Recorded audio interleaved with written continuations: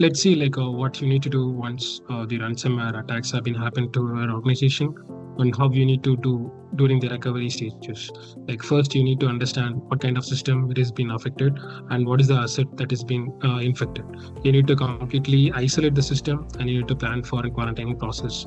And then you need to report it to the law enforcement scenarios, and you need to say this is what happened and this is something that is being impacted.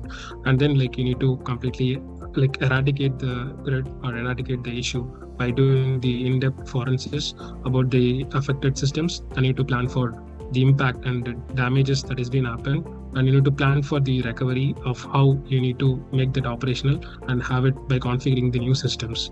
And the most common thing and most important thing where you need to do while doing the recovery phase is you need to revoke and reset the password for all the identities and all the keys that we are using it. So that is the main and process that you can do to stop the spreading of attack to the entire systems. And the main thing you need to have for the critical assets and the critical applications and the critical softwares, you need to have a backup, and the backup needs to be stored in a different location and a completely different network where you can these attacks or any attacks can't able to reach the location.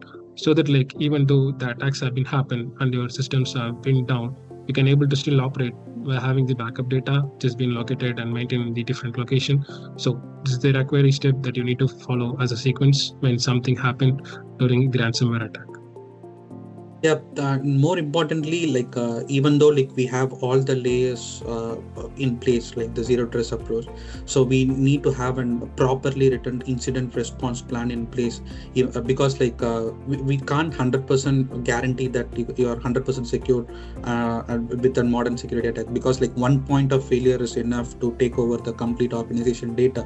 So even giving the security awareness training to all the employees is very, very important, because everybody needs to know the impact of the phishing emails and what happens if they click on any phishing emails too. So even with all these measures, having all the sophistication tools in place, but you end up clicking on the phishing email, your organization is going to have the data compromise at the end of the day. So we should always be ready for that scenario with a properly laid out incident response on the responsibilities of who should do at what action, and communication to the end users, and access revoking, and who should do that, properly written process and procedure cookbooks in place, so that we are well aware about it, and we have to conduct the drills about in case of anything happen, whether everything works as planned, and process review and enhancement, everything comes into the play of the incident response. So, and one more point I would like to highlight with respect to the backup, right? So even though the common mistake people do in today's organization is to store the backup in the same servers. So even the server gets infected, the backups is also gets infected and encrypted, and you can't use that backup for any reason. So it needs to be isolated and immutable. So there are different checklist that needs to be done for everything. Even isolating the device, that needs to go through a set of process, and revoking the access, that needs to go through a set of process, and doing the backup, that needs to go over the set of process.